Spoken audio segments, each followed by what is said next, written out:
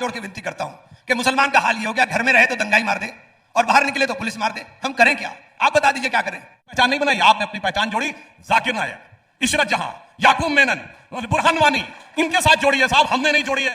मुस्लिम league के साथ सिंध के अंदर भगवान दास मुख्यमंत्री बनकर के सरकार आप चला रहे थे। मुस्लिम लीग आपकी सहयोगी थी, आप इतिहास एक फजल हक की सरकार थी, आप इतिहास नहीं मिटा सकते। एक कोट की है, वाहियात बातें मत करिए, मैं झूठ बोलता हूं।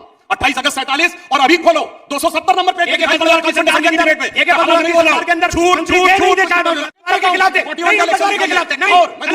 हम बंटवारे के खिलाफ थे, आप बंटवारे के साथ थे, हम बंटवारे के खिलाफ थे। कांग्रेस किसी सूरत में बंटवारा नहीं चाहती थी। ए भाई 26 अप्रैल 1946 को बंटवारे का प्रस्ताव अपनी कार्य समिति में पास करने वाली कांग्रेस बंटवारे के खिलाफ थी। गजब का शूर लोगों ने। अरे दोस्तों आज मैं आपको एक वीडियो दिखाऊंगा जिसको देखकर और सुनकर हैरान हो जाओगे आप। जी हाँ दोस्तों, इसलिए ये वीडियो अभी बीच में छोड़कर मत जाना, क्योंकि मेरे दोस्तों ये जो आपको मैं वीडियो दिखाने वाला हूँ ये वीडियो सोशल मीडिया पर बहुत ज्यादा वायरल हो चुका है। जी हाँ दोस्तों, आप सबको ये बात पता चल चुकी होगी कि भारत के अंदर बहुत कुछ चल रहा है। कभी किसी मस्जिद के नीचे मंदिर खोजा जाता है, कभी किसी दरगाह के नीचे शिवलिंग खोजा जाता है, हर कहीं खुदाई करने की बात हो रही है। लेकिन दोस्तों ये बात सच भी है कि कुछ लोग ऐसा कर कर नफरत फैला रहे हैं अपने फायदे के लिए। मेरे दोस्तों अब मैं आपको वो वायरल वीडियो दिखाने जा रहा हूं जिसको देखना आपके लिए बहुत जरूरी है। मगर दोस्तों ये वीडियो दिखाने से पहले मेरी आपसे गुजारिश है, आज का मेरा ये वीडियो पूरा एंड तक जरूर देखना, और अगर आप मेरे चैनल पर नए आए हो चैनल को जरूर सब्सक्राइब करना, साथ में इस वीडियो को ज्यादा से ज्यादा लोगों में शेयर जरूर करना। चलिए दोस्तों पहले आप ये वीडियो देखिए, फिर आकर मैं आपसे बात करता हूँ। सुधांशु जी आपको मौका देती हूं यह बताने के लिए मामला लीगल है, लेकिन इसके बावजूद आप, आपकी पार्टी, आपका पूरी विचारधारा से जुड़े हुए लोग इस मुद्दे को बहुत जोर शोर से उठाते हैं कि जितना शोर हम इस पर मचाएंगे उतना ही वोटर्स का हमें जोर मिलेगा। क्या यह सच नहीं है? क्या यह आपके लिए चुनावी नहीं है? पहले तो इस लीगल की टेक्निकलिटी बताते हैं, फिर लीगल का फ्रेमवर्क बताते हैं। ये गजब का एक्ट बना था, प्लेसेस ऑफ वर्शिप एक्ट, जिसमें आप पूछिए what is the definition of places of worship? No definition. What is the status of places of worship? No status defined. 15 अगस्त 47 को कितने थी places of worship? No definition. And with due respect and with due humility, मैं बड़े शांति से कहना चाहूंगा, इस्लाम में तो वर्शिप का कॉन्सेप्ट ही नहीं है, प्रेयर का कॉन्सेप्ट है। और हिंदी में भी जो इसका अनुवाद है वह उपासना स्थल विधेयक। उपासना शब्द शुद्ध संस्कृत के दो शब्दों से बना है। उप का अर्थ होता निकट, आसन का मतलब होता आसन लगाना जहां देवता की आराधना करनी हो। तो इस्लाम में ना वर्शिप का कॉन्सेप्ट है ना प्लेस का कॉन्सेप्ट है, क्योंकि वहां आपने देखा होगा कि अगर नमाज पढ़नी हो तो आदमी रेलवे प्लेटफॉर्म पे भी कर लेता है, सड़क पे भी आपने देखा होगा, एयरपोर्ट में भी देखा होगा, सब जगह देखा होगा, पार्क में भी देखा होगा। तो मुझे लगता है इतना विचित्र लीगल एंगल वाला एक्ट हिंदुस्तान के इतिहास में कभी नहीं बना होगा, जिसमें कोई डेफिनेशन ही नहीं थी। इसीलिए मैं कहना चाहता हूं उसमें ये 91 बना, तब तक कश्मीर में जो मंदिर तोड़ दिए गए थे उनका कोई उल्लेख है इसमें कि उनका 1947 का स्टेटस रिजॉल्व होगा? नहीं। अब आप आइए, ज्ञानवापी का आपने बात कही, 93 में मुलायम सिंह की सरकार ने तहखाने में पूजा रोकी थी, तो 47 का तो स्टेटस कुछ और था। 47 में अब आइए श्री कृष्ण जन्मभूमि में तो समझौता 67 में हुआ है, तो 47 का स्टेटस कुछ और था। इसीलिए मैं कहता हूं कभी कभी ज्यादा सयाना बनने के चक्कर में आदमी कैसे फंदे में फंस जाता है, लीगल फंदे में वो दिखाई पड़ा। अब मैं एक और बात बताता हूं, जस्ट एक बात लीगल फ्रेमवर्क की बात। देखिए कितना बेहतरीन ये सेकुलर तोहफा इस देश को दिया गया कि अगर हिंदू समाज को लगे कि आपका धर्म स्थल भी, जिसके सबूत अवेलेबल हैं, ज्ञानवापी पे फतवाए आलमगीरी का में पूरे एक तो होता है कि किसी ने किताब में लिखा, एक होता है गवर्नमेंट ऑर्डर, जैसे आज राजाज्ञा निकलती ना, by this order number so and so, वो औरंगजेब के जमाने के फतवे हैं, उसके बाद भी आप उस पर क्लेम नहीं कर सकते। ठीक है, इट्स ओके। दूसरी तरफ मुस्लिम समाज को यह हक दिया गया वक्फ बोर्ड एक्ट के तहत कि अगर तुम क्लेम कर दो कि जमीन तुम्हारी है तो तुम्हें कोर्ट में साबित करने की जरूरत नहीं है, दूसरा वाला भी कोर्ट नहीं जा सकता, ट्रिब्यूनल में जाना पड़ेगा। आप सोचिए ऐसा बेहतरीन लीगल फ्रेमवर्क, और लीगल के प्रति हमारी आस्था क्या है। आप शायद दुनिया में कोई ऐसा उदाहरण नहीं बताएंगे जहां भगवान ने अपना केस लड़ा हो। श्री राम जन्मभूमि में श्री राम लला विराजमान, वन ऑफ द करेस्पॉन्डेंट थे। और मैं एक और बात कह दूं, ये मंदिर मस्जिद का विवाद लीगल होता है, जहां मस्जिदों का आपस में विवाद है एक लीगली सॉल्व होता हो तो बता दीजिए, सीधे धमाका होता है, चाहे पेशावर में हो, चाहे सीरिया में हो, चाहे इराक में हो, और चाहे हिंदुस्तान के चरारे शरीफ में हो। चरारे शरीफ की दरगाह जला दी गई थी, किस लिए? उन्होंने कहा साहब ये तो सूफी है, इस्लाम के लिए कुफ्र है, इसलिए जला दो। कोई लीगल हुआ था? लीगल सिर्फ इसलिए है कि भारत में है, लीगल सिर्फ इसलिए है कि हिंदू बाहुल्य क्षेत्र में खड़े हैं। चलिए इसी वर्शिप एक्ट में लेकिन सर्वे ना हो ऐसा स्पेसिफाइड नहीं है। सर्वे का जब भी ऑर्डर होता है कोर्ट के आदेश से होता है, उसको बाधित करना, पत्थरबाजी संभल में करना कहां तक सही है? नहीं, सवाल तो पूरा होने दीजिए। जैसे उनसे प्रश्न पूछा था आपसे भी पूछूंगी। और दूसरी तरफ ये सवाल उठता है कि वक्फ कह दे कि संसद वाली जमीन हमारी है, सूरत म्युनिसिपल कॉर्पोरेशन की बिल्डिंग हमारी है, तो उनका क्लेम हो जाता है, ये कैसे जस्टिफाइड? देखिए कितने बेहतरीन तरीके से इस देश में झूठ बोला जा रहा है, उसका कोई मतलब कोई मैं उसका तोड़ ही नहीं समझ सकता हूं कि कितने बेहतरीन तरीके से झूठ प्रचार किया जा रहा है कि वक्फ किसी भी जमीन को घोषित कर देगा। मैंने कहा था कि हम पार्लियामेंट में नमाज पढ़ लेंगे तो पार्लियामेंट वक्फ थोड़ी हो जाएगा कि पार्लियामेंट में नमाज पढ़ ली पार्लियामेंट वक्फ हो गया, रेलवे प्लेटफॉर्म पे नमाज पढ़ ली रेलवे प्लेटफॉर्म वक्फ हो गया। वक्फ एक फरीजा है मुसलमान के लिए, और वक्फ वो प्रॉपर्टी हो सकती है जिसका मालकाना हक उसके पास हो, वो वक्फ कर सकता है। वक्फ बोर्ड सिर्फ एक कस्टोडियन है उसकी देखभाल करने के लिए। वक्फ बोर्ड की हैसियत नहीं है कि वक्फ बोर्ड ये कह देगा कि ये वक्फ है। ये ऐसा झूठ फैलाया जा रहा है कि वो अदालत नहीं जा सकते। अरे भाई 12,500 मुकदमे वक्फ की अदालतों में चल रहे हैं, आप कह रहे हैं अदालत नहीं जा सकते। वक्फ की अदालत, वक्फ की अदालत में नहीं, अदालत में। वक्फ देखिए, वक्फ की अदालत में नहीं, अदालत में। आप ट्रिब्यूनल का फैसला अगर आता है तो आप जाइए हाईकोर्ट, हाईकोर्ट के अंदर। ये कैसे मुमकिन होगा कि वक्फ बोर्ड को इतनी वो इतने कहीं कह दिया कि साहब ये वक्फ है और उसके बाद उसकी कोई सुनवाई नहीं होगी, कोई अदालत के अंदर नहीं जाएगा। कितना झूठ आप बोलोगे, ये समझ से बाहर है। इतना मत बोलिए, लोगों को समझ में आता है, ऐसा नहीं है। और मेरी दूसरी बात, हम कब तक इस मंदिर मस्जिद के झगड़े के अंदर फंसे रहेंगे? हम बुनियादी मुद्दों के ऊपर बात क्यों नहीं करते?